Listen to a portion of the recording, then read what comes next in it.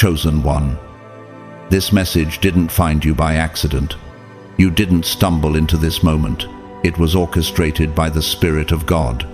Every word you're about to hear has been divinely timed, specifically aligned to reach you at this exact hour. This is more than a message, it's a spiritual alert, a divine interruption, and a sacred reminder that your life is not random. God has had his eye on you since the beginning, and now he's revealing why, just like Enoch. Your walk with him has set you apart, not for isolation, but for ascension, not for punishment, but for purpose. You've never truly fit in because you were never created to. You were created to rise, to walk with the Almighty in such unity that your very life becomes a living sign to the world. And now, he's preparing to take you higher. Before we go any deeper, I want to pause and say thank you from the bottom of my heart to those of you who have supported this channel and this divine assignment through super thanks. Your generosity fuels more than just content. It fuels clarity. It fuels the prophetic reach of these messages across nations and timelines. And even if you haven't given, I want you to know your presence is a blessing. Your time, your attention, your faith, it all matters, whether you donate or not. You are deeply appreciated, honored, and seen. Your spiritual hunger alone is a form of offering, and if something stirs inside you right now, if you feel that divine vibration in your chest, then I encourage you to comment 777 below. That's not just a number, it's a prophetic code, a declaration, a bold spiritual signal that you're ready for what heaven has already written about you. This isn't just another video. This is a blueprint, a roadmap, a revelation wrapped in 7 powerful chapters that will explain what's happening to you, through you, and around you. Some of you have been feeling the shift. People are falling away. Environments feel uncomfortable. Conversations that once felt alive now feel empty. That's not coincidence. That's confirmation. God is preparing your exit not from life, but from limitation. Just as Enoch was quietly lifted, so will you be. And the reason will not be widely understood, because what God is doing in your life is too sacred to be fully explained to those who weren't chosen to witness it. Let this message unfold like a scroll. Don't rush it. Let each chapter settle into your spirit. This is the kind of word you'll come back to again and again, because every time you revisit it, you'll hear something new, something deeper, something directly from the throne room of heaven. God is not just speaking to you, he's unveiling you. Your spiritual journey has reached a prophetic threshold, and the heavens are responding. Only those who are truly chosen will endure to the final word, because only the chosen will understand the weight of what's being revealed here. So if you're still listening, if your heart is still open, it means your spirit was already prepared for this moment. Let's step in together. Let's uncover the mystery of Enoch, and in doing so, uncover the divine mystery of you, God's chosen ones. Like Enoch, God will take you to prove who you truly were. Chapter 1. You walk differently. That's why you're being taken. Differently, chosen one. Have you ever noticed how the terrain beneath your feet seems foreign to others, yet familiar to your soul? Why is it that what excites others drains you? Why does your heart beat differently in rooms filled with noise, yet finds peace in stillness? Why do you sense shifts before they happen? Feel the weight in a room that others ignore, or wake up with spiritual instructions no one else seems to hear? Could it be because your walk, just like Enoch's, isn't ordinary? Could it be because your journey was never meant to follow the world's map, but God's mystery? Enoch didn't he? That simple fact violates every law of biology, history, and human expectation. He didn't collapse under the weight of years. He didn't suffer a long goodbye. He didn't wait for the applause of a crowd or the validation of man. One moment he was walking, and the next he was gone. Why? Because his intimacy with God created an elevation that earth could no longer hold. It wasn't a punishment. It wasn't an accident. It was a divine act of preservation, of honor, of selection, and now, chosen one. Heaven is releasing the same verdict over you. The world around you may not understand it, but your life is being lifted out of limitation. You are being spiritually relocated, not because your assignment ended, but because your dimension has changed. By faith, Enoch was taken from this life, so that he did not experience death. For before he was taken, he was commended as one who pleased God. You feel the changes, don't you? Not just in your environment, but in your thoughts, your appetite, your discernment. The things that once entertained you now irritate you. The rooms you once desired to enter now feel suffocating. Conversations that once seemed normal now feel shallow. You've stopped explaining yourself, not out of pride, but because your spirit recognizes that those who can't feel your weight can't carry your truth. That shift isn't burnout, it's breakthrough. You're walking differently because you've been walking with God. And when you walk with God long enough, He takes you differently. He moves you out of places that others celebrate because He knows your growth would suffocate there. Do you remember those long seasons where you prayed with no answer, worshipped with no witness, cried with no comfort? Do you remember the nights when it felt like no one saw your sacrifice, and yet you kept sowing seeds in secret? That wasn't spiritual abandonment, it was alignment. You were being trained in the dark for a glory that cannot be manufactured in the spotlight. You were not hidden to be forgotten. You were hidden to be fortified. And Enoch walked with God, and he was not, for God took him. Harriet Tubman walked differently. Her feet crossed swamps and forests, but her soul followed vision. She wasn't trained by maps. She was led by prophetic sight. She heard the whisper of deliverance long before others were ready to move. Her steps were unpopular, dangerous, and often lonely. But because she obeyed the voice only she could hear, generations were set free. Isn't that like your life too? You're not following trends, you're obeying frequency. And though few understand it, heaven confirms it. You've felt the discomfort in familiar places. You've tried to suppress your gifts, to blend in, to stay small, to avoid attention. But the discomfort kept growing. You outgrew the expectations others placed on you. You outgrew conversations built on ego, routines grounded in survival, connections rooted in convenience. That wasn't rebellion, it was revelation. God has been breaking the mold around you because He's activating the magnitude within you. You were not created to blend in. You were created to shift atmospheres. Look at Elijah. After his greatest spiritual showdown, he wasn't awarded medals or handed status. Instead, God took him in a whirlwind. The world never got to say goodbye. His elevation was private but powerful. That's your story too. People who thought they knew you will be shocked when they can no longer reach you, not because you vanished, but because you've shifted. The version they mocked is gone.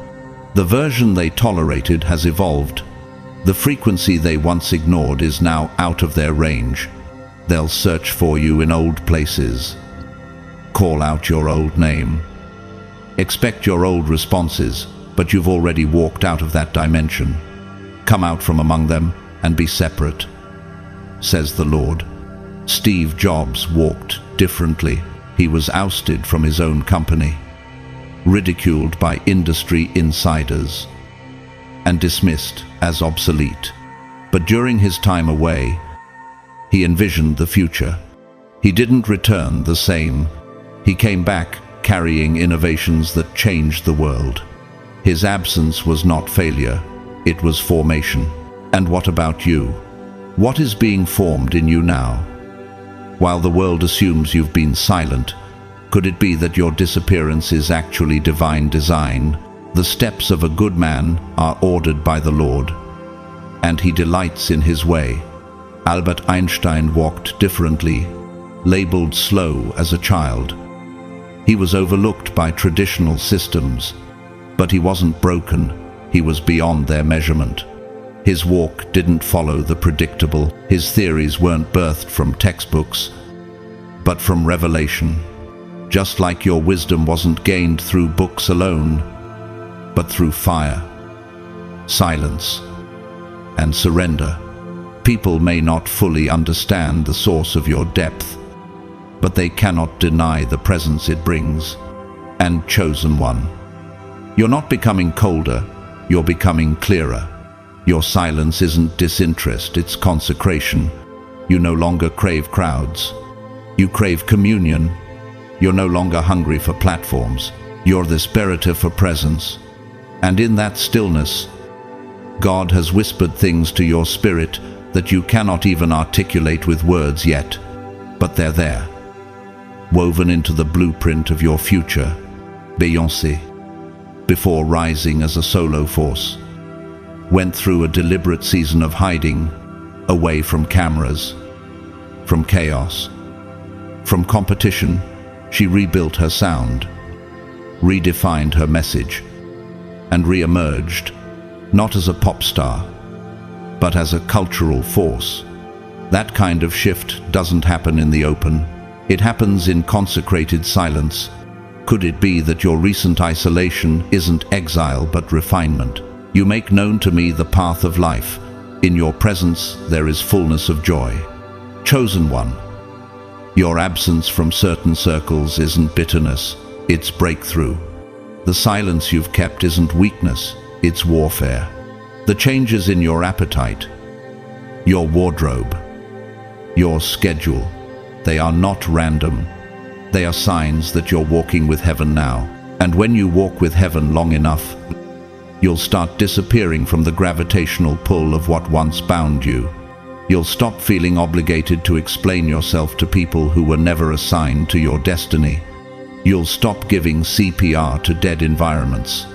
You'll stop dimming your light just to comfort those afraid of their own shadows. Malala Yousafzai once walked into a school despite threats against her life. She was shot, silenced, underestimated, but not destroyed. She emerged with a voice so sharp, it cut through global indifference. Like her, you may have endured assassination attempts on your confidence, your value, your sense of belonging, but heaven didn't allow it to take you out. It allowed it to take you up. He leads me beside still waters. He restores my soul. You are not being taken from, you are being taken into clarity, into purity, into revelation, into territory your enemies never thought you'd reach, into a level of anointing that can't be explained, only experienced. This is not a collapse. This is a coronation. This is not an exit of despair. It's an entrance of dominion. So let them search for you in old places. Let them wonder why your responses changed. Let them be confused when you don't show up where you used to. That confusion is confirmation. It means the transition is working. It means the old you is gone, and in its place stands a version of you that has walked with God and survived the fire without the smell of smoke. Are you willing to continue walking? Even when no one celebrates you, are you prepared to be taken in a way that defies explanation? Can you embrace being misunderstood if it means being aligned? Will you keep walking, even when the crowd grows silent? The road narrows, and the familiar vanishes, because chosen one. When you walk differently, you don't just reach a destination, you reach God. Chapter 2. Your removal will be your revelation, chosen one. What if I told you that the very thing people misunderstood about your absence was actually the beginning of your announcement? That your disappearance wasn't a retreat, but a reveal. You've been wondering why the invitation stopped, why the phone calls slowed, why the spotlight dimmed. But heaven has been working in the background. God has been quietly separating you, not to isolate you, but to identify you. And now, your removal is not punishment, it is prophecy in motion. Like Enoch, your removal is confirmation that the world was no longer capable of handling the weight of your alignment. Do you remember Enoch's story? He didn't decay. He didn't experience what others did. His exit wasn't loud or tragic, it was divine. His very life blurred the line between the natural and the supernatural. He didn't just live by faith, he became the embodiment of it. And when his time on earth reached a spiritual threshold, God took him, not to end his story, but to reveal it. God was making a public declaration through a private transition. Can you feel that happening in your own life? That sense that you no longer belong where you once fit? That conversations you used to entertain now feel beneath your spirit? And here's the thing most people miss. God didn't remove Enoch to erase him. He removed him to reveal him. His disappearance became his loudest message. His exit was louder than his presence. His absence preached what his words never could. Can you imagine living in such alignment with God that your very removal becomes a divine announcement? Could it be that the silence surrounding your name lately is actually the sound of heaven making room for your next level? The Lord said to Abram, "Go from your country, your people, and your father's household to the land I will show you." Abram's removal was the beginning of his revelation, chosen one. You didn't go unnoticed all these years for nothing. You weren't overlooked without purpose. Those long seasons of quiet obedience, when you chose to forgive instead of get revenge, when you left rooms without needing the last word, when you held your integrity while others compromised, all of it has been building something sacred. You were not being ignored. You were being prepared. And now God is ready to reveal what he has hidden inside you, not through a spotlight, but through a shift. Take a moment and ask yourself, why have I felt the need to withdraw lately? Why am I no longer comfortable in spaces I used to love? Why is my spirit feeling heavier, more sensitive, more alert? Why does everything in me say, it's time, when nothing around me has changed? Could it be that God is signaling your removal, not as rejection, but as redirection? Look at Moses, raised in Pharaoh's palace. He had access, power, and position. But God removed him from that place of prestige and hid him in the desert. It was in that obscurity that Moses encountered the burning bush. It was in that wilderness that he found his assignment.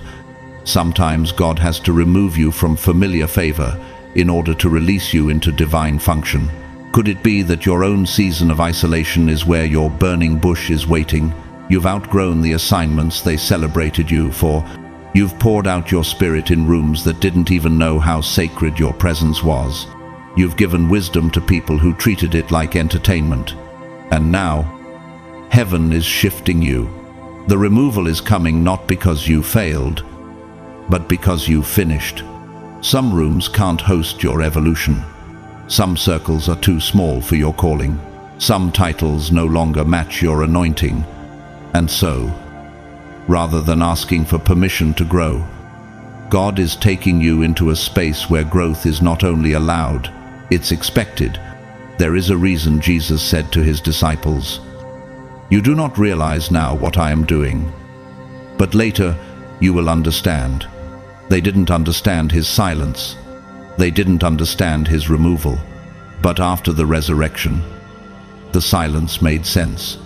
After the ascension, the empty tomb made noise. Chosen one.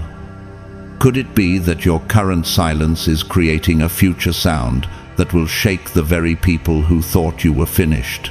Malcolm X was removed from mainstream approval, misunderstood, misquoted, even labeled dangerous.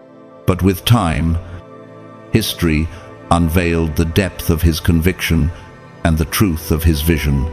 His removal didn't erase him, it amplified him. In the same way, your recent removal from certain circles is not reducing your impact, it's expanding it. Sometimes God removes you from platforms so he can place you on pillars. They thought they had you figured out. They labeled you based on one season, one failure, one version of yourself. But they never discerned your blueprint. They never saw your covenant. That's why this removal will sting them. It will reveal what they never had eyes to perceive. Your shift will be their shock. Your silence will be their signal. God says in Isaiah, "See, I am doing a new thing. Now it springs up. Do you not perceive it?" That's the question for you today. Can you perceive what God is doing through your removal? Can you see that you are not being dismissed, you are being distinguished?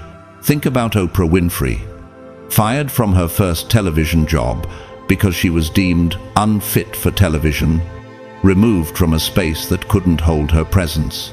But that very dismissal became her redirection. Her removal was her reveal. Years later, the same media world that rejected her could no longer operate without her. Is it possible that the room you were removed from will one day need what you carried, but by then, God will have elevated you beyond their reach?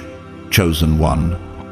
Your exit will not be messy, but it will be memorable. It will not come with a loud announcement, but the ripple effect will be undeniable. You're not just relocating, you're recalibrating. You're not just being shifted physically, you are being elevated spiritually. And that elevation doesn't need validation. It is sovereign. You're not just being moved, you're being unveiled. The same God who covered you during your training is now uncovering you during your transition. You will not have to explain yourself. You will not have to correct the rumors. You will not have to justify the shift. Your fruit will speak. Your absence will echo. Your removal will reveal. They'll look for you in familiar places and find only your echo. They'll scroll through memories expecting you to return. But the algorithm of your life has changed.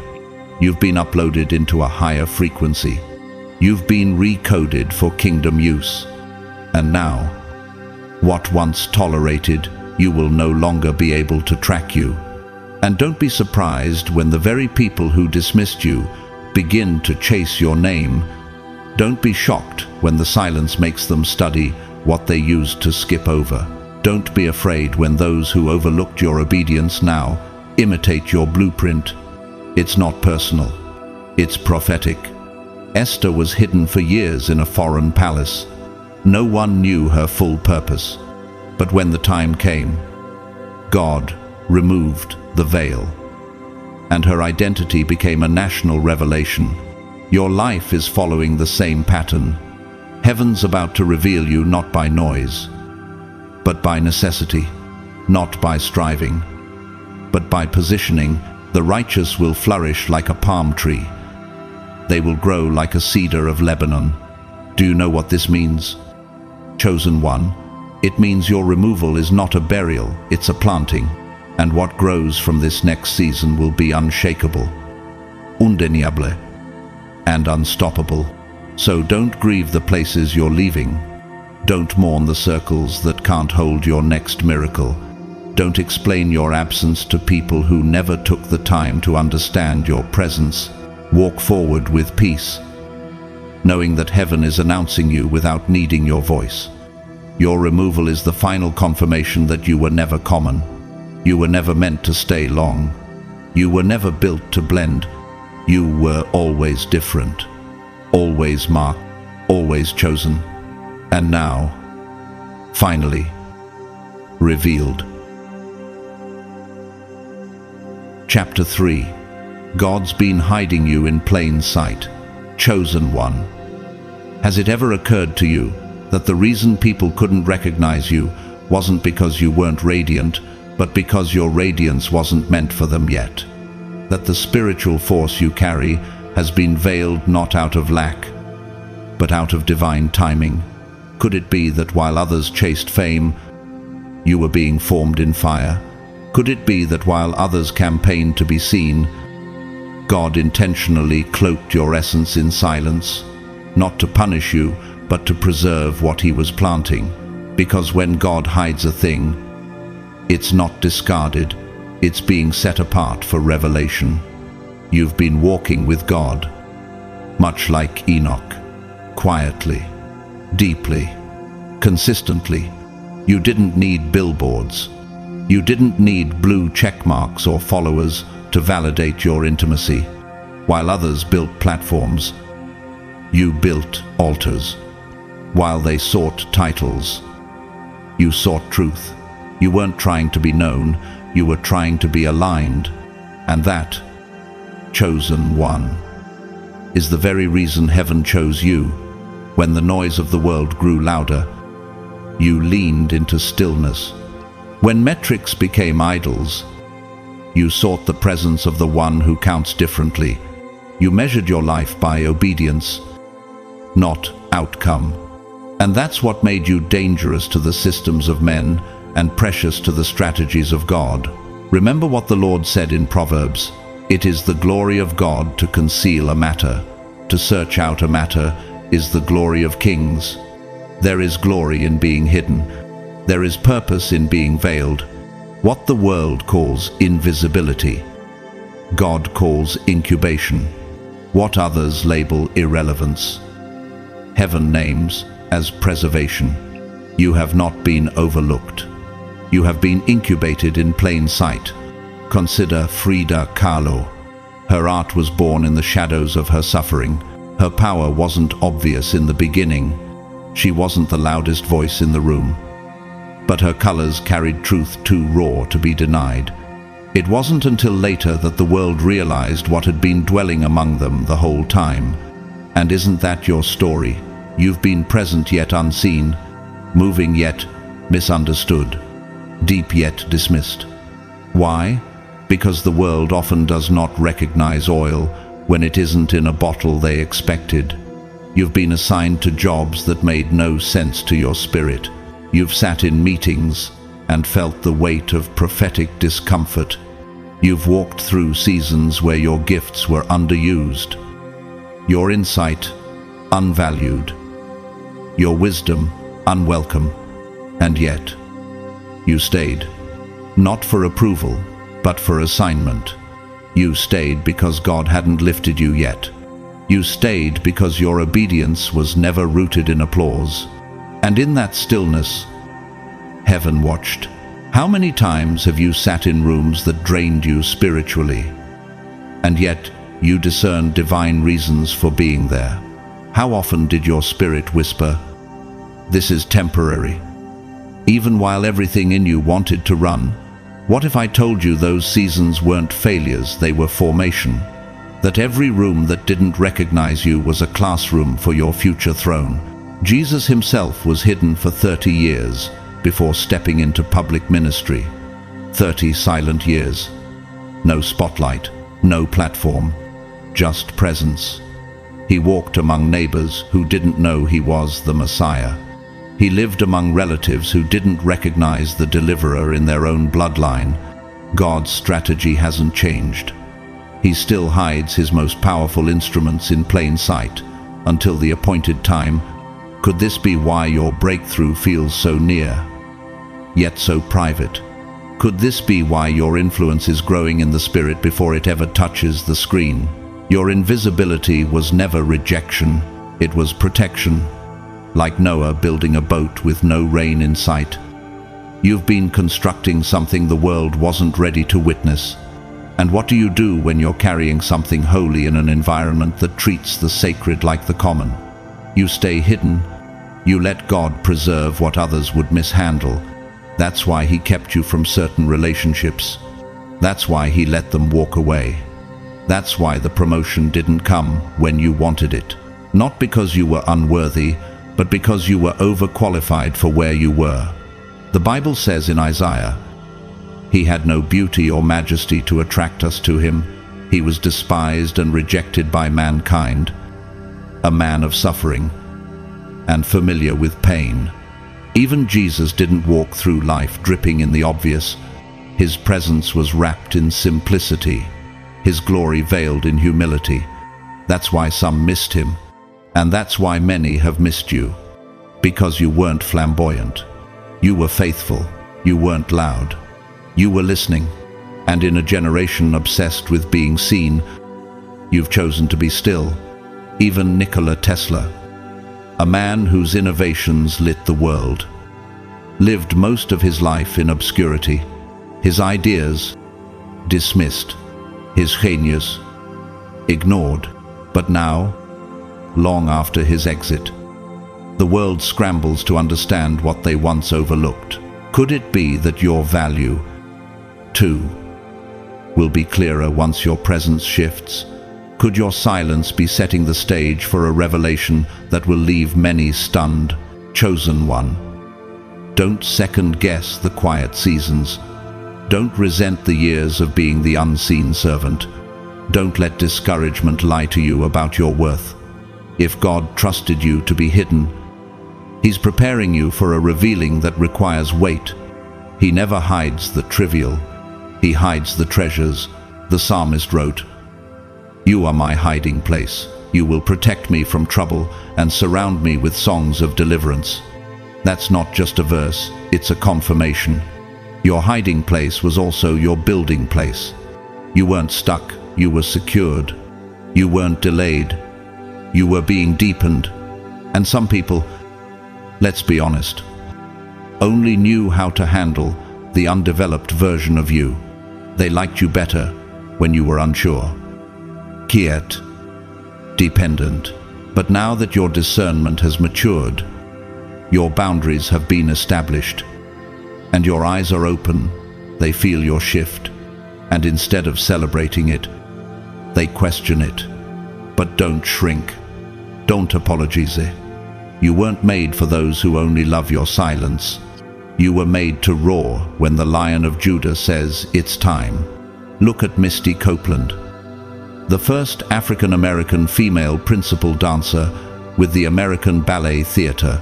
For years, she trained in quiet, endured injury and rejection, was told her body didn't fit the mold, but her grace and power couldn't be denied forever.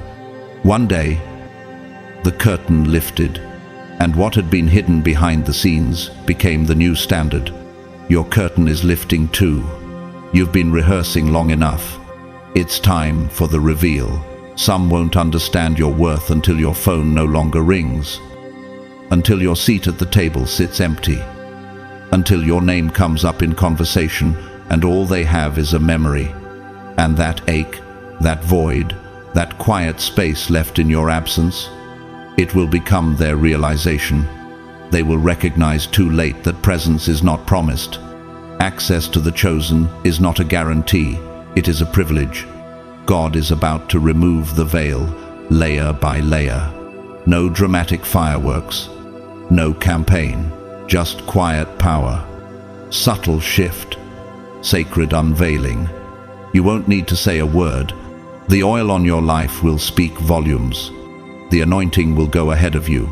The revelation will follow your release. What He's cultivated in the dark will shine in the light, and it will be undeniable. There's a reason the fig tree was cursed when it bore no fruit, despite appearing lush. Appearance without substance means nothing in the kingdom, but you, chosen one, have substance. You've been bearing fruit in silence, And now it's harvest time. Now the tree will be seen not just for its leaves, but for its abundance. Have you noticed it? The atmosphere shifting, the spirit tugging at you more frequently, the dreams more vivid, the discernment more intense, the hunger for superficial things slowly fading. These are not symptoms of spiritual boredom, they are signs of prophetic unveiling. Your inner world is aligning for an outer transformation. Even Coco Chanel, before she revolutionized fashion, was dismissed by high society. Her ideas were too simple, too bold, too different. But her vision reshaped the world. What was once ignored became iconic. That's what God is doing with you. What was once overlooked will soon redefine the landscape. So don't mourn the hiding. Don't curse the silence. Thank God for it. Because in that hiding, He protected your gift, refined your voice, deepened your insight, and purified your motives. You were never invisible to God. You were hidden for impact, chosen one. You are not emerging empty-handed. You are emerging established, with authority, with clarity, with weight. And when they see you again, they won't see the same version. They'll see the fruit of faithfulness. They'll see the reward of resilience. They'll see the proof of what God does with those who choose Him in secret. They'll wonder, where did this come from? And the answer will be simple. It came from the hiding place. Chapter 4. Not everyone can go where you're going. Chosen one. Let this truth settle deeply into your spirit. Not everyone can go where you're going. Not everyone is built for your altitude.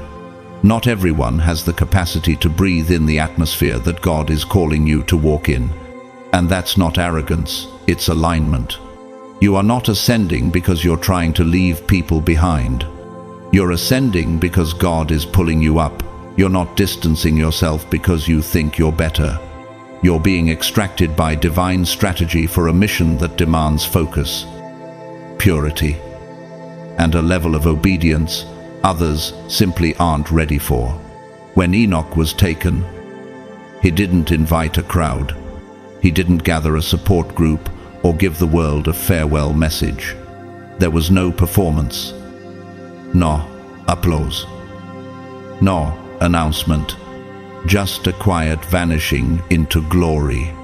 Why? Because divine elevation doesn't require public permission. Heaven does not seek earthly validation.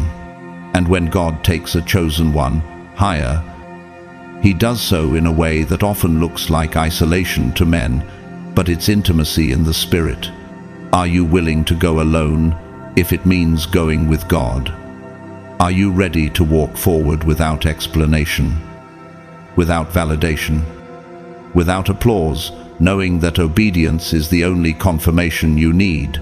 Jesus said in Matthew, "Enter through the narrow gate, for wide is the gate and broad is the road that leads to destruction, and many enter through it. But small is the gate and narrow the road that leads to life, and only a few find it." Chosen one, you are one of the few. That's why your road has been different. That's why your circle has been shrinking. That's why familiar voices are starting to sound foreign. Because you're entering a gate that not everyone is destined to walk through. Have you been feeling that pressure lately? That sacred discomfort? Relationships that used to energize you now feel exhausting. Conversations that once flowed now feel forced. Places that once felt like home now feel strangely small. That's not your imagination. That's your spirit stretching. That's your destiny making room. That's God whispering, "This next level isn't for everyone, so stop mourning what won't move with you. Stop clinging to what's clinging to your past. You don't need permission to obey. You need obedience to progress." Look at Abraham. God told him, "Leave your country, your people and your father's household, and go to the land I will show you.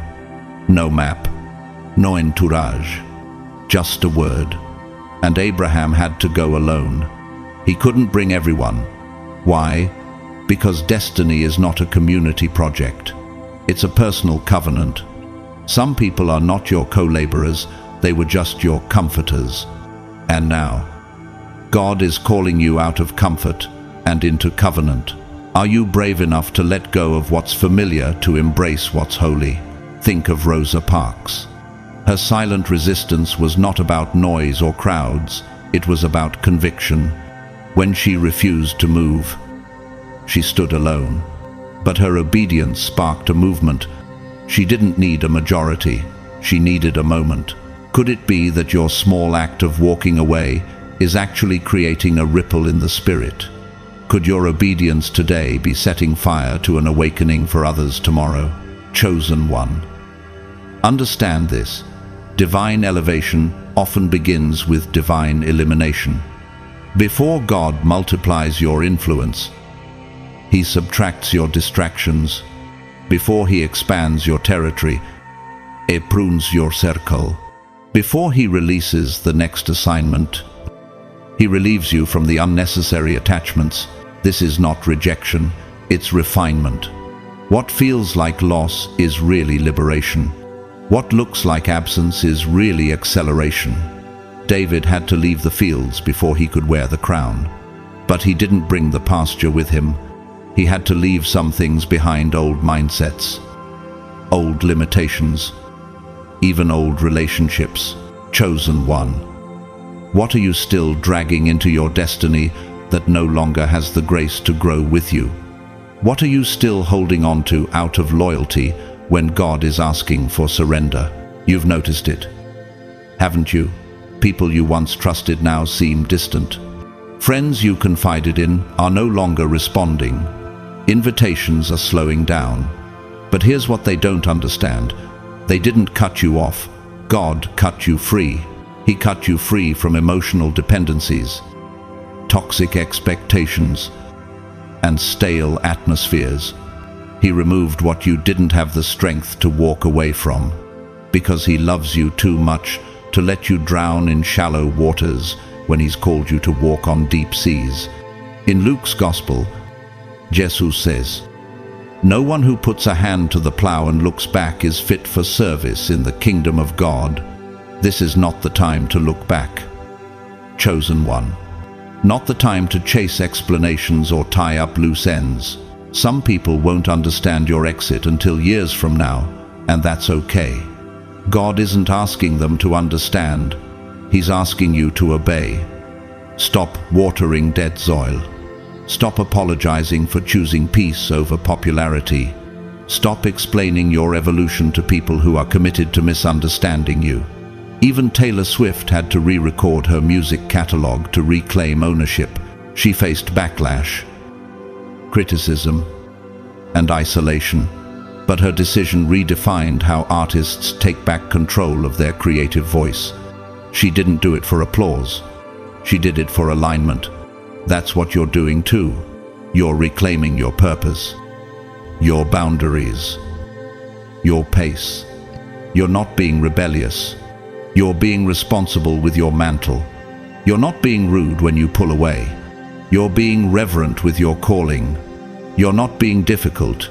You're being disciplined. There's a difference between disobedience and discernment. And chosen one, your discernment has been upgraded. You see too clearly now to pretend you're blind. You feel too deeply now to tolerate superficiality. You've tasted too much of God's glory to settle for empty company. So let them think what they want. Let them whisper. Let them wonder. You weren't built to fit in. You were born to be set apart. The Apostle Paul once wrote, "Do not be misled. Bad company corrupts good character. You've been too intentional with your character to let contaminated company corrupt your future. That's why you've been feeling the urge to protect your space. That's why certain invitations no longer excite you. That's why your spirit is restless in rooms where people pretend but never transform. God is turning your discomfort into direction. Consider Michael Jordan. His obsession with discipline, practice, and progress separated him not just from players, but from mediocrity. His focus made him a target, but it also made him a legend. He didn't carry everyone to the championship. Some people had to be benched. Some had to be traded, because when you're carrying greatness, you can't carry everyone. Chosen one. You are stepping into a spiritual altitude that will expose those who cannot breathe with you. You are ascending into realms that require purity over popularity. You are being consecrated for something sacred. And everyone can't survive that journey. Some people will be offended. Others will feel abandoned. But you cannot delay your calling to coddle someone else's insecurity, as Isaiah declares. Forget the former things. Do not dwell on the past. See, I am doing a new thing. Can you perceive the new thing God is doing? Can you feel the clarity emerging from the chaos? Can you sense the fresh wind that doesn't need everyone's agreement, only your yes? You're not arrogant. You're anointed. You're not proud. You're purposed. You're not cold. You're consecrated. And when God marks a person for elevation, He also marks what cannot go with them. You are crossing into a space that requires less noise and more presence. Fewer crowds and deeper intimacy. Fewer attachments and stronger assignments. So bless the ones who had to go. Bless the memories, but don't resurrect them. Bless the relationships, but don't reignite them. What God is about to do in your life will make sense in hindsight, and those who truly carried your spirit will find their way back when the time is right. But until then, walk boldly into your separation. Walk humbly into your elevation. Walk faithfully into your assignment. You are not losing people. You are gaining power. You are not losing comfort. You are gaining clarity. You are not losing momentum. You are gaining velocity. This is what happens when God moves. He doesn't ask for votes. He releases vision, and when the vision comes, you don't wait for company.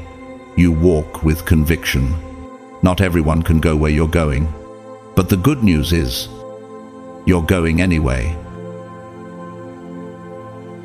Chapter 5. Your removal will stun the onlookers. Chosen one. There is a moment coming when your absence will speak louder than your presence ever did. A moment when those who overlooked you, underestimated you, misunderstood you, will be left in stunned silence, not because you announced your greatness, but because heaven did. Not because you explained yourself, but because God removed you without explanation. That's how it happened with Enoch. He didn't die. He didn't crumble. He didn't falter. He simply walked so closely with God that one day he was gone, and the world had no choice but to notice what they never took time to discern. Enoch's life was a silent sermon. His removal, a thunderous revelation. No farewell, no parade, no announcement, just absence, divine, Zopha'in, unapologetic absence. And that, chosen one, is the blueprint for your transition. You've walked among people who didn't recognize your spirit. You've sat at tables where your wisdom was ignored. You've been a lamp in rooms that preferred the darkness. And still, you showed up. You served. You loved. You endured. But now, God is shifting you, not with noise, but with finality. The Lord declares in Zephaniah, "At that time I will deal with all who oppressed you. I will give you honor and praise among all the peoples of the earth when I restore your fortunes before your very eyes." God isn't just moving you, He's revealing you through the move. And the revelation won't come with headlines. It will come through your silence, your lack of access, your sudden departure from environments that no longer match your elevation, Have you noticed how uncomfortable you've been lately? How conversations seem forced? Spaces feel tighter. Connections feel thinner. You're not broken. You're being elevated. You're not drifting. You're being lifted. You're not losing yourself. You're finally becoming who you've always been. And when you disappear from familiar places, when your presence is no longer available like it used to be, the realization will hit. The void will speak. Think about Chadwick Boseman. For years, he carried the weight of a terminal diagnosis while pouring himself into legendary roles. The world celebrated his presence, but they never truly grasped the depth of his sacrifice until he was gone. His disappearance shattered the illusion of familiarity. It awakened the world to the quiet brilliance they took for granted. And the same will happen with you. When you leave the spaces that mishandled you, the silence you leave behind will become a classroom for those who never knew what they were holding. They'll replay your words and hear wisdom where they once heard noise. They'll remember your warnings and realize they were prophecy. They'll feel the stillness and recognize it as presence, chosen one. Don't be surprised when they start quoting what they once ignored. Don't be alarmed when your disappearance becomes the proof of your authenticity. Some people can only comprehend your value in hindsight. That's why God hid your full weight while you were still available.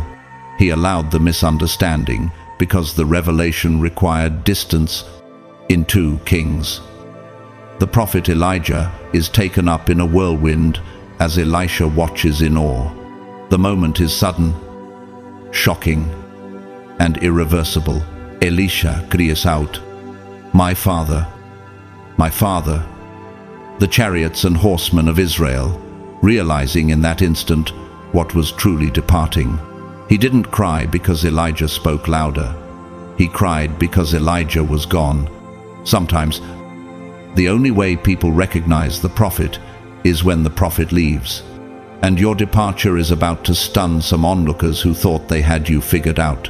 You've been accused of being too quiet, too intense, too spiritual, too strange. But those traits were signs of your assignment. They weren't flaws, they were frequencies. You were moving in dimensions they couldn't discern. Your rhythm was set by the heavens, not the herd. That's why you felt so misaligned in crowds. That's why the applause never satisfied you. Because you were never performing, you were preparing. Harriet Beecher Stowe, author of Uncle Tom's Cabin, was largely underestimated until her pen began to shift history. When Abraham Lincoln met her, he reportedly said, "So you're the little woman who wrote the book that started this great war." One person, one pen, one hidden power. Her words didn't roar, they whispered until the world had no choice but to listen. Could your life be writing a story that will only be understood in your absence? Chosen one. Your removal is not a demotion. It is a declaration. God is speaking through your exit.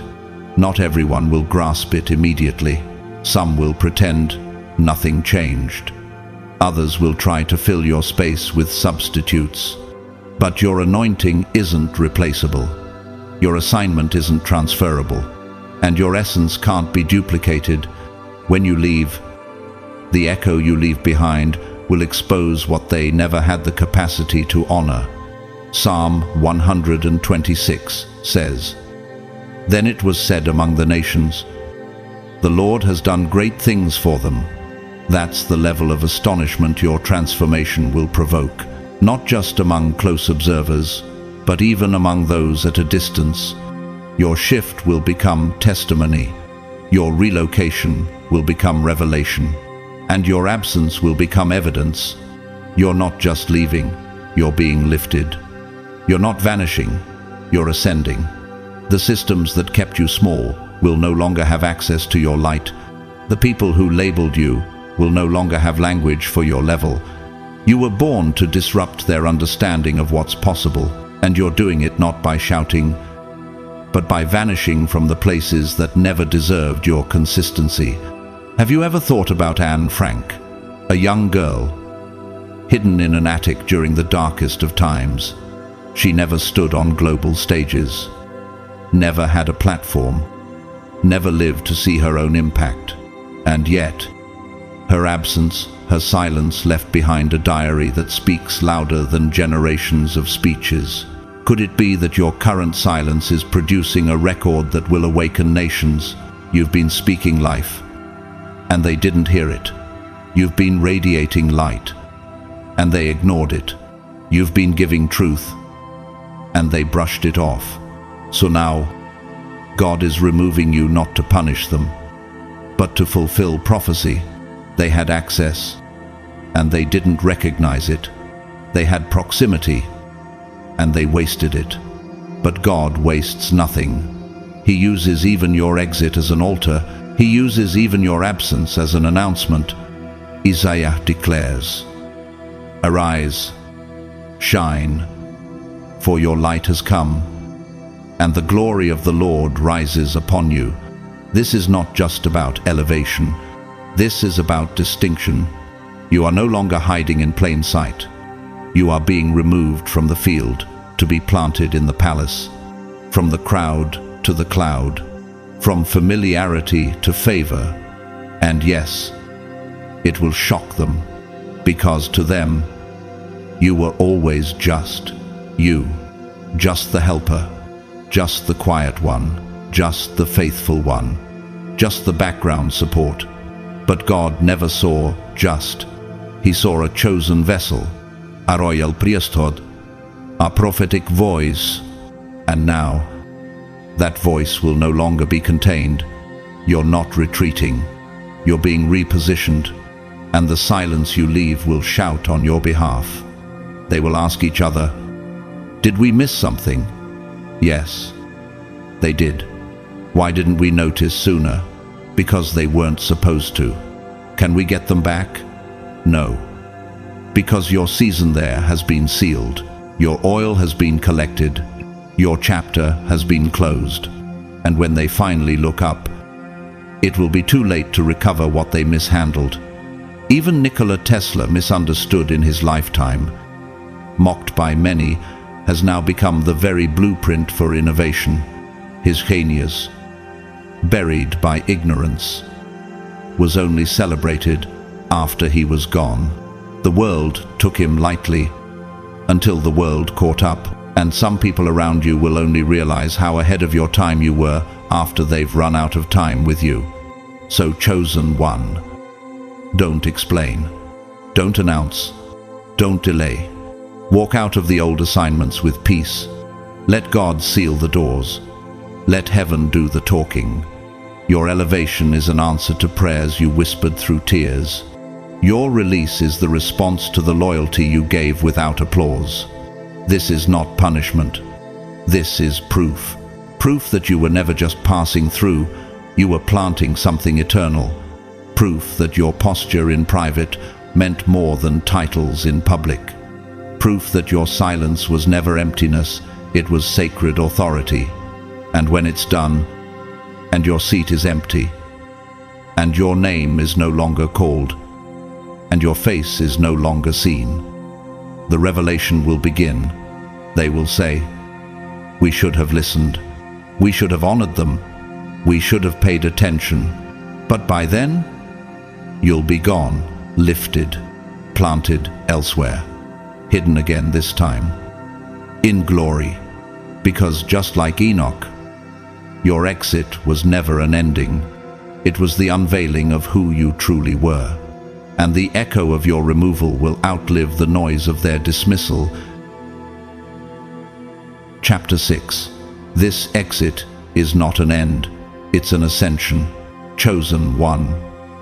This moment you're entering is not your conclusion. It is your continuation into something far greater than you've known. What the world may mislabel as a sudden ending is actually your sacred ascension. Like Enoch, you are not disappearing. You are rising. You're not vanishing from purpose. You are being caught up into it. Because when heaven moves to relocate a vessel, it never signals defeat. It marks distinction. And now God is doing just that with you. Enoch didn't just disappear into mystery. He ascended into clarity. God lifted him beyond the grip of mortality, beyond the chatter of his peers, beyond the pettiness of misunderstanding. And why? Because Earth could no longer carry the weight of who he had become.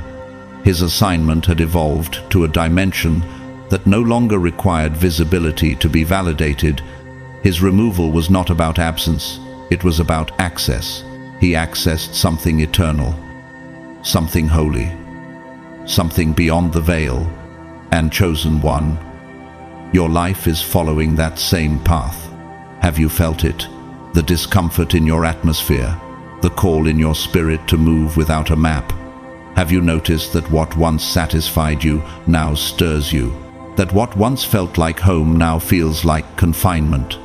These are not signs of breakdown. These are indicators of breakthrough. God is not pushing you away. He's pulling you higher, and elevation. For the chosen never starts with celebration. It often begins with separation. In Philippians 3:14, the Apostle Paul wrote, "I press toward the mark for the prize of the high calling of God in Christ Jesus." That high calling doesn't always look like recognition. It often looks like release. It's a quiet promotion, a divine detachment, a sacred summons. Can you feel it now? That pull away from the noise, the norms, the niceties. Could it be that heaven is initiating your ascension, and the departure you feared is the doorway you prayed for? You're not being dismissed. You're being distinguished. You're not being pushed out, you're being called up. God doesn't demote his vessels. He elevates them by severing attachments to lesser realms. The people around you might not understand it. They may think you've changed. They may think you've become distant. Some might even say you've walked away.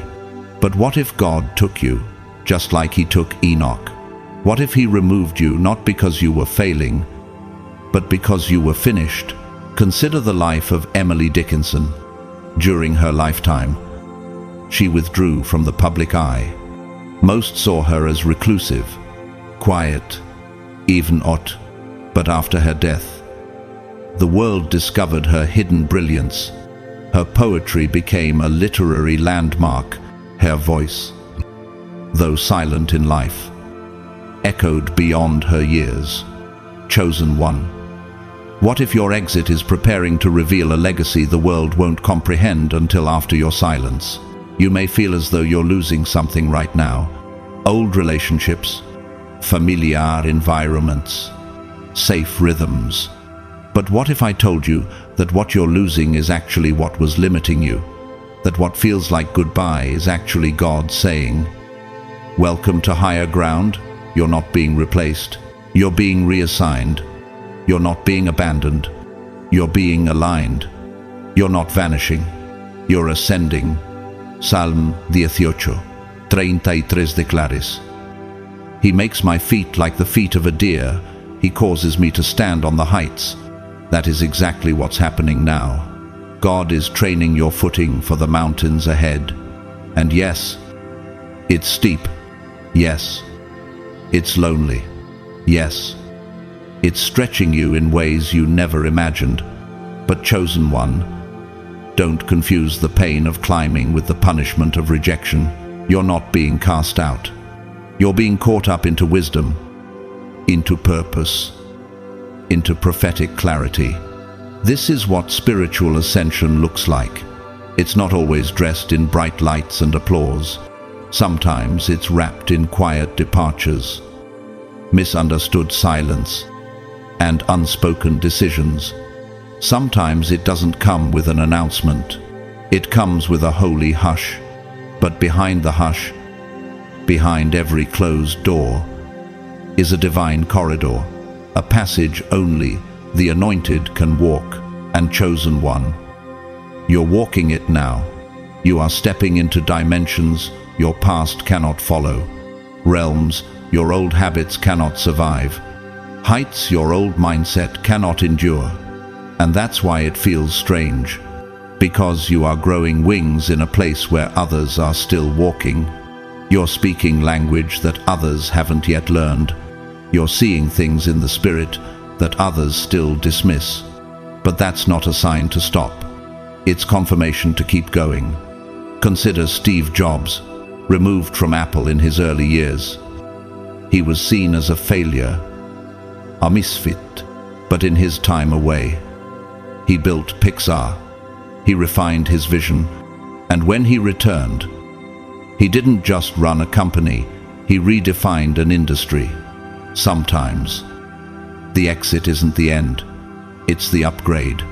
And your exit is positioning you to return, if you return at all, not as the version they dismissed, but as the version they were never ready for.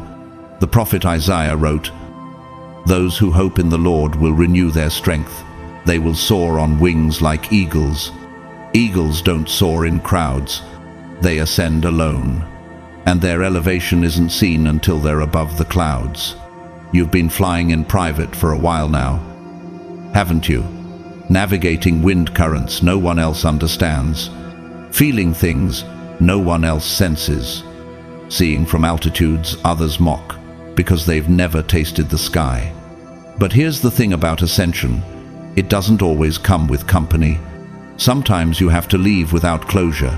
Sometimes you have to be okay with people not understanding your silence. You don't need to explain your exit. You don't need to justify your elevation. The same God who called you will confirm you. Even Florence Nightingale, known as the founder of modern nursing, made quiet decisions that shifted global healthcare.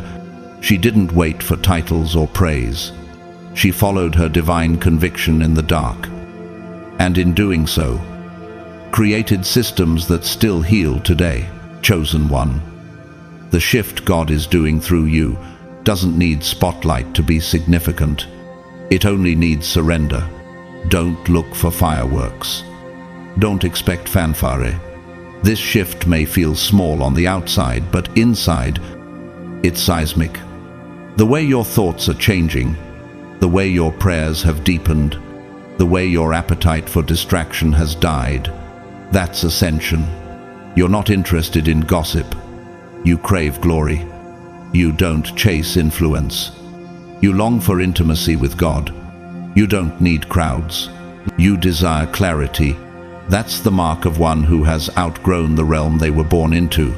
Revelation 4:1 records, "I looked, and there before me was a door standing open in heaven, and the voice I had first heard said, 'Come up here, and I will show you what must take place after this.'" That's the voice calling you now. Come up here. Leave the noise. Leave the patterns. Leave the people who still think you're where they left you. Come up here into rest. Into revelation. Into rulership. Yes. Some will misunderstand. Yes. Some will say, "They changed."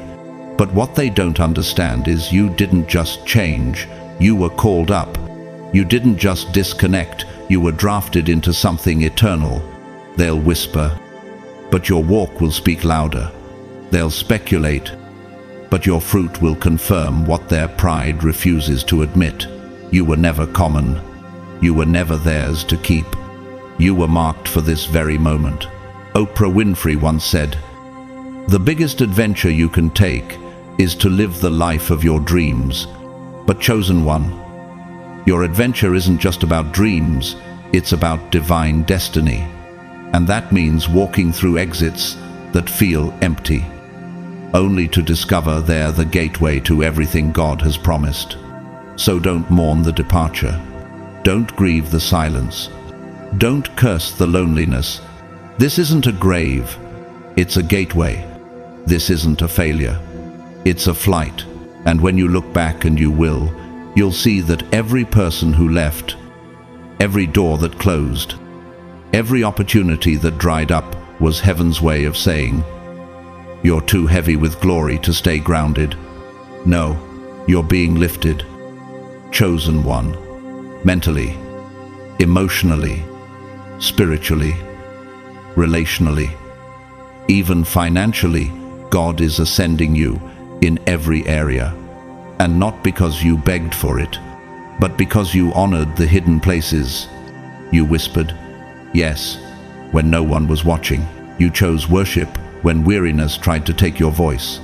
You stayed obedient when shortcuts tempted your ambition. And now the heavens are responding. Now the door is open. Now the wind beneath your spirit is not your own effort, but God's power. So rise, chosen one. This exit is not an end. It is your ascension. Chapter 7. This is the season God makes you untouchable. The story of Enoch doesn't end with a funeral. It ends with a mystery wrapped in majesty. He didn't he disappeared. Not in tragedy, but in transcendence. A man so fused with God that earth could no longer hold him, define him, or defile him. Scripture says, and Enoch walked with God, and he was not, for God took him. What kind of life must one live to be taken instead of buried? What level of alignment must a soul reach to exit not through decay, but through elevation? That is not just a story from Genesis. It is a blueprint for the chosen, and it is unfolding in your life. Even now, chosen one. This is the season where God is making you untouchable. Not untouchable because you're perfect, but because you're preserved. Not untouchable because you're better than others, but because your assignment is too critical to be contaminated. Do you realize how far you've come? Can you even remember who you were before the fire, before the pruning, before the heartbreak that nearly ended you? Look at what didn't destroy you. Look at what you outlived. Every private breakdown, every demonic ambush, every betrayal, none of it succeeded. Why? Because the hand of God never left your shoulder. You were in the wilderness, but you were not abandoned.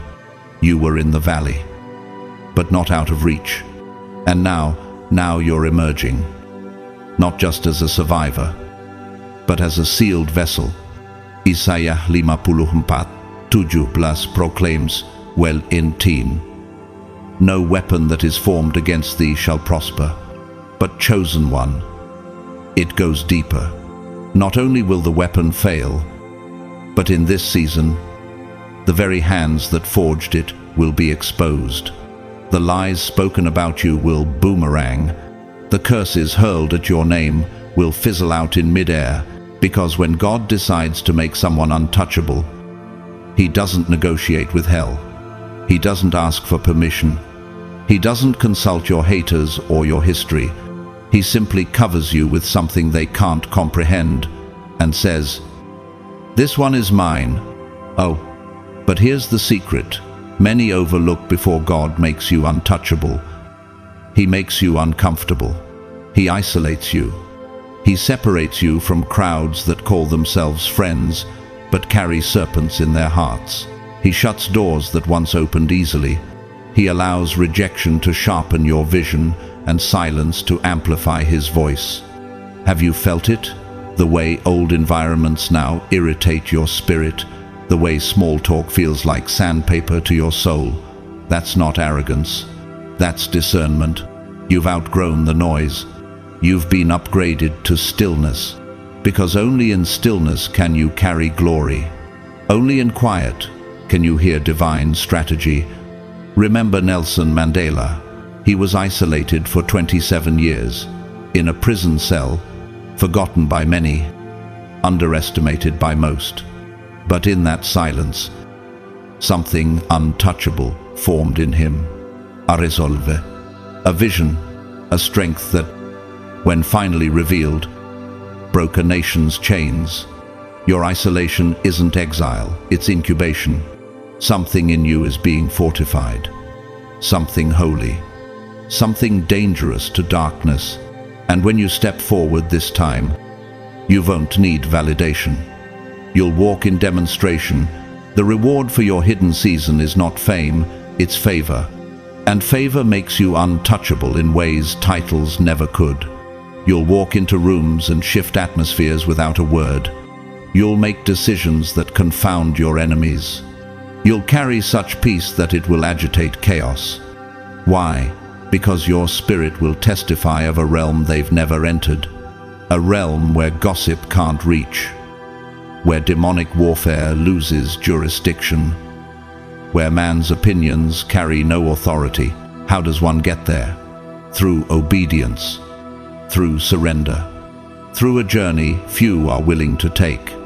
Luke 10:19 says, "Behold, I give unto you power to tread on serpents and scorpions, and nothing shall by any means hurt you." This is not poetic. This is prophetic. God is giving you a realm of immunity, not just from physical harm, but from spiritual sabotage. People will try to figure out why they can't shake you, why their attacks fall flat, why your peace is unmoved, but they'll never understand it. Because what protects you is not visible, it's covenantal. And covenants with God are stronger than contracts with the world. Do you recall Malala Yousafzai, a young girl targeted by extremists for advocating education, shot in the head? And yet she survived, went on to win the Nobel Peace Prize. That's not coincidence. That's untouchability by divine ordination. God placed a mantle on her life that bullets couldn't break. And you, chosen one, carry a spiritual mantle that makes you equally indestructible. Not immune from pain, but invincible in purpose. God is not just elevating you, He's insulating you. You'll notice fewer people can find you. Fewer voices can reach you. Fewer environments feel accessible. That's not loneliness. That's holiness. That's sacred space. Because what's on your life now can't be exposed to random touch. You're not a public exhibit. You're a consecrated vessel, and the oil on your life is too costly to be handled by unclean hands. Salm 105:15 declares, "Do not touch my anointed ones, and do my prophets no harm." And heaven takes that seriously. When someone rises against you now, they're not just contending with you, they're contending with the God who sent you. And that's a losing battle. Don't be surprised when you start seeing divine reversals. When those who mocked you suddenly face mysterious resistance. When those who tried to dim your light now walk in shadows. This is not karma. This is covenant. Heaven remembers who stood against the chosen, and heaven repays. Even the late Chadwick Boseman lived a quiet yet untouchable life. While the world saw the glitz of his success, a few knew he was battling cancer in silence. Yet he delivered iconic roles, walked in dignity, and left a legacy that roared louder than any illness. Chosen one. It's not what's attacking you that defines you, it's how heaven sustains you through it. You are being preserved by unseen hands. You are being hidden in plain sight. And when it's time, God will reveal the full measure of your strength, not to prove a point, but to fulfill a prophecy. Some of you are wondering, why don't I feel celebrated for doing the right thing? Others are saying, why am I always misunderstood, misquoted, misjudged? Let me ask you this. Do you think Enoch was understood before he was taken? Do you think he explained himself to every critic? Or do you think he walked with God so deeply, so faithfully, that eventually even earth had to release its grip on him? John 15:19 holds a key. If you belong to the world, it would love you as its own. But I have chosen you out of the world. That is why the world hates you. You are not here to fit in. You are here to stand apart. And that standing apart isn't punishment. It's positioning. You've been placed in a high tower, not one made of pride, but one made of purpose. From here, you'll see what others miss. From here, you'll hear what others block out. From here, your warfare will reduce. Not because demons stop existing, but because you're seated too high for their reach. Evan Maya Angelou, after enduring unspeakable trauma, rose with a pen that could cut through centuries of pain. Her words, full of fire and finesse, have made generations unshakable. She wasn't made untouchable by chance. It was forged through fire. And so were you. You are no longer a target for attack. You are a target for testimony. Your life itself is becoming a sermon. Your presence is becoming prophetic. So what does it mean to be untouchable in this season? It means your anointing will answer before your words do. It means your dreams will carry blueprints. Your stillness will carry power. It means what broke you before will now bow before you. Not because of who you are, but because of who walks with you. God is not letting anything unclean attach to you in this hour. He is raising a standard around you that makes you unapproachable to the wrong spirits. Even the people who once accessed you easily will feel an invisible wall. That's divine insulation. Don't chase those who walk away. Don't argue with those who don't understand. Don't explain your evolution. God is doing something in you that explanation cannot capture. He is making you untouchable, not to isolate you, but to identify you. You are marked, and in this marking is divine immunity.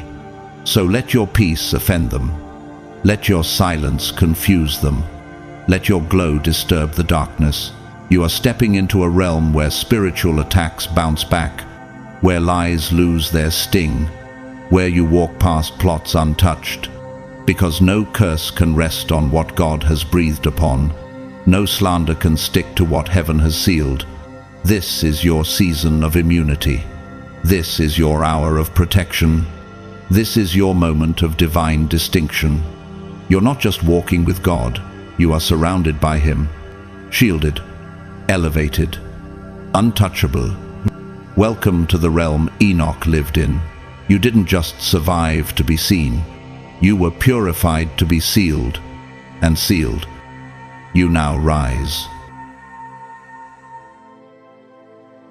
Thank you for staying with this message until the very end.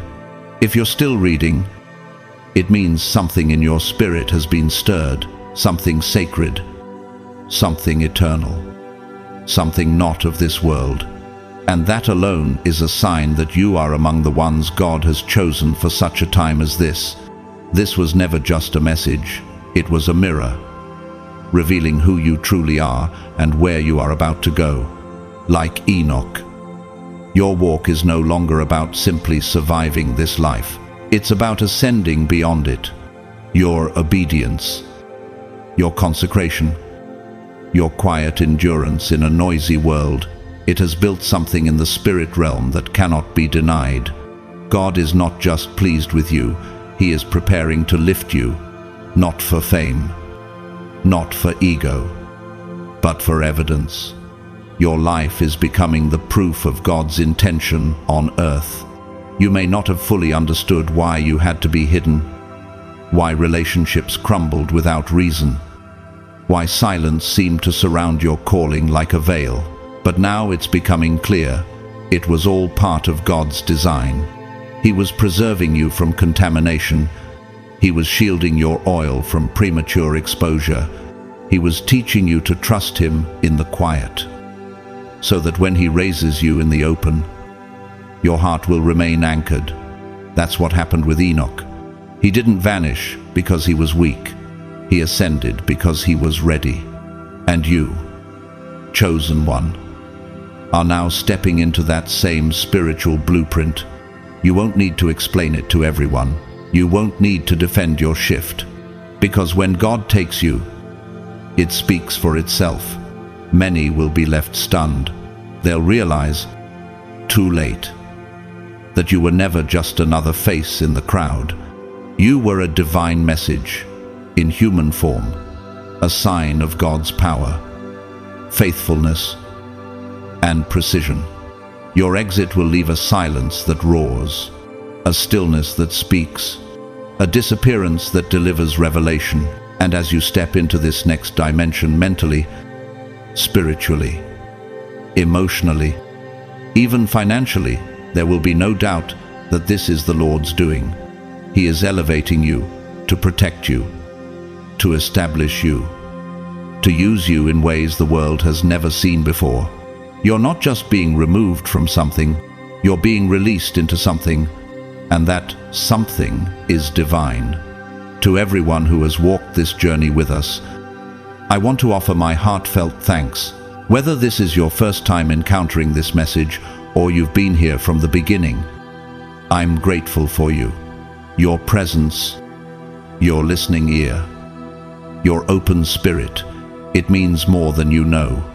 This isn't just about content. This is about connection. You're not just a viewer or a listener. You're a participant in a sacred unfolding. And together, we are growing, rising, and remembering who we really are. You're not here by chance. You were led, you were drawn, and I believe, with everything in me, that what's been spoken over your life is about to come to pass. If you've ever left a comment, shared a video, whispered a prayer, or sent a kind message, thank you. Your support creates a ripple effect that touches lives across borders and time zones. And to those who've gone one step further by supporting this message financially through Super Thanks, I want to say a special thank you. Your giving fuels the continuation of this mission, allowing truth to be shared freely with those who need it most.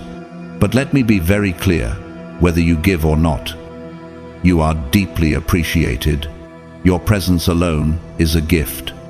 Your spirit, your time, your attention, they are not small things, and I don't take them for granted.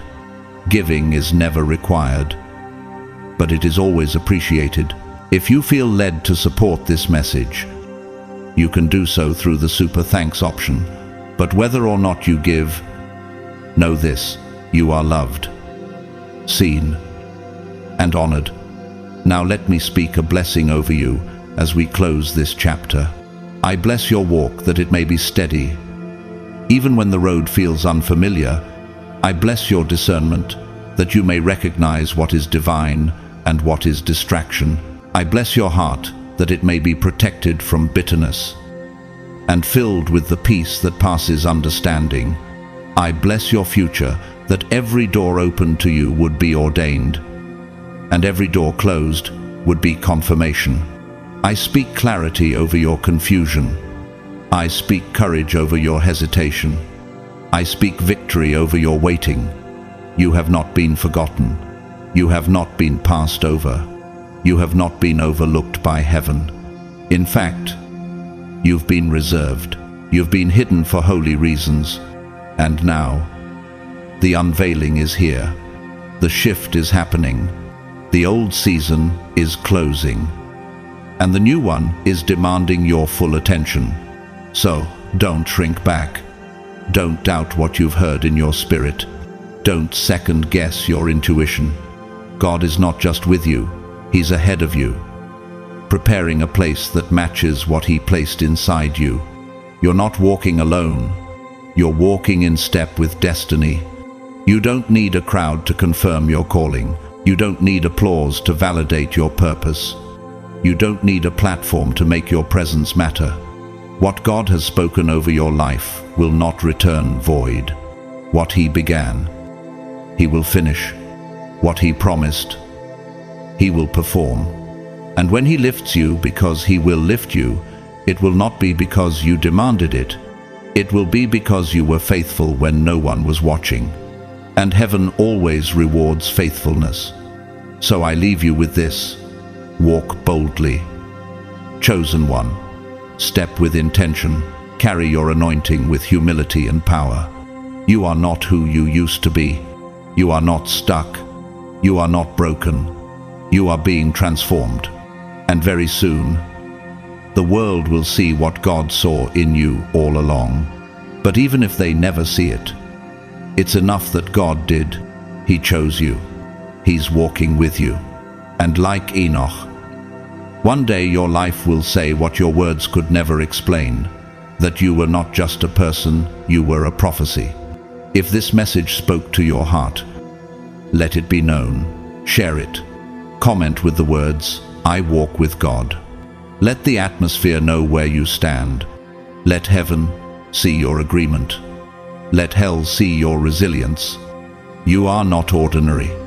You are not random. You are chosen, and that will never change.